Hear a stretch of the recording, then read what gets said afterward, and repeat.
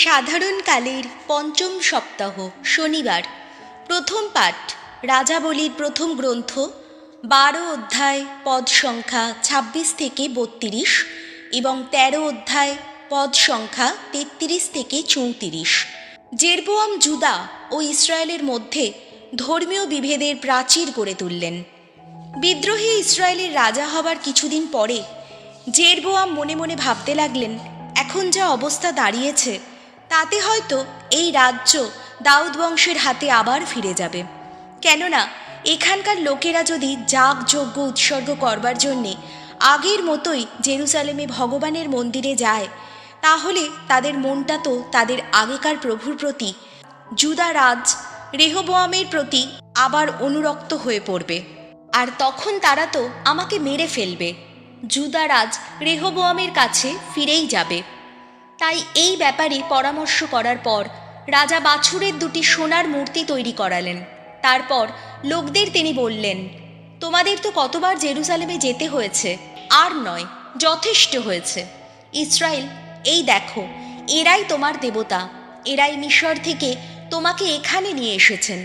ওই দুই মূর্তির একটি তিনি প্রতিষ্ঠা করলেন বেথেল নগরে, আর অন্যটি রাখলেন দান নগরে।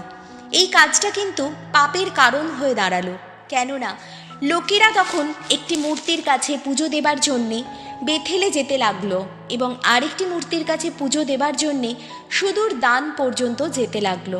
তাছাড়া জেরবোয়াম উচ্চ যত পূজন স্থান গড়ে তুললেন এবং সাধারণ লোকদের মধ্য থেকে বেছে নিয়ে এমন সব লোককে যাজক পদে বসালেন যারা লেবীয় ছিল না।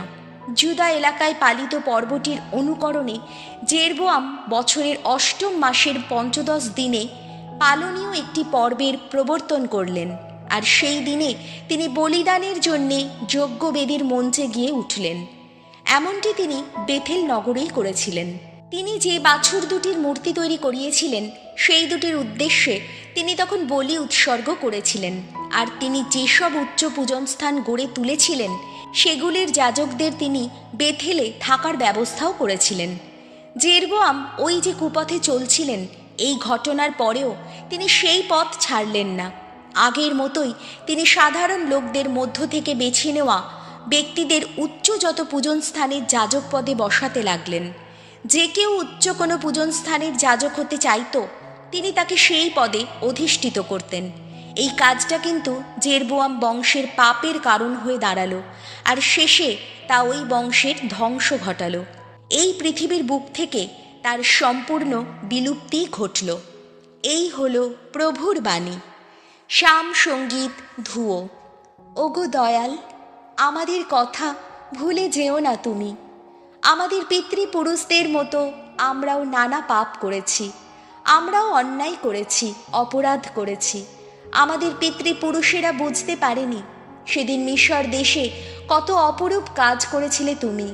মনেও রাখেনি তারা তোমার বিচিত্র প্রেম করুণার কথা। ধুয়ো। ওগো দয়াল, আমাদের কথা ভুলে যেও না তুমি।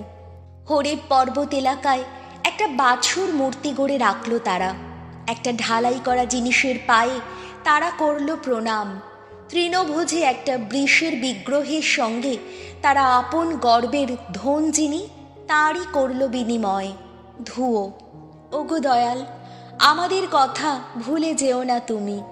তারা তো ভুলেই গেল তাদের রক্ষাকর্তা ঈশ্বরের কথা। সেদিন মিশরে যিনি সাধন করেছিলেন সেই সব কীর্তি সুমহান।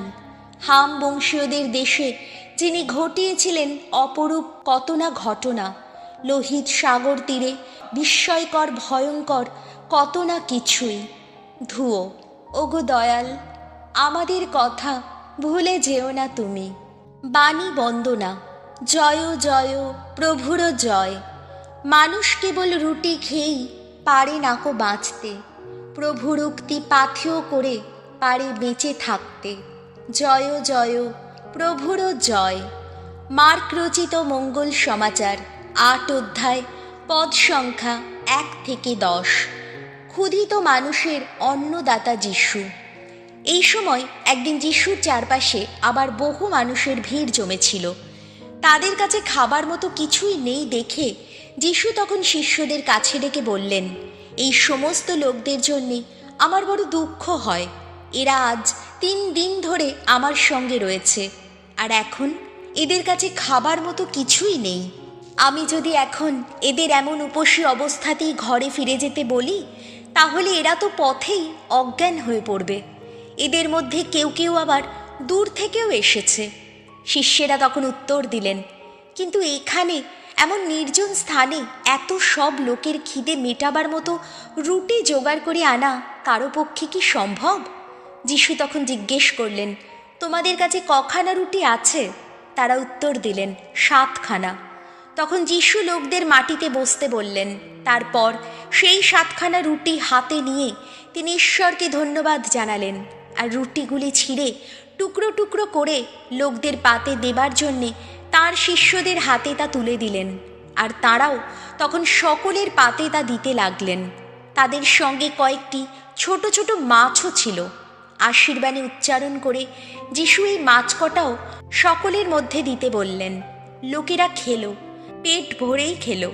তারপর যতগুলো টুকরো পড়ে রইল, শিষ্যেরা তা কুড়িয়ে নিলেন, আর তাতে 7টি ধামা ভরে গেল। সেদিন উপস্থিত লোকদের সংখ্যা ছিল 4000-এর মতো। যিশু এবার তাদের বিদায় দিলেন। তারপর শিষ্যদের সঙ্গে তখনই নৌকোয় উঠে তিনি দালমানুথা অঞ্চলে চলে গেলেন। এই হল প্রভু যিশুর মঙ্গল সমাচার।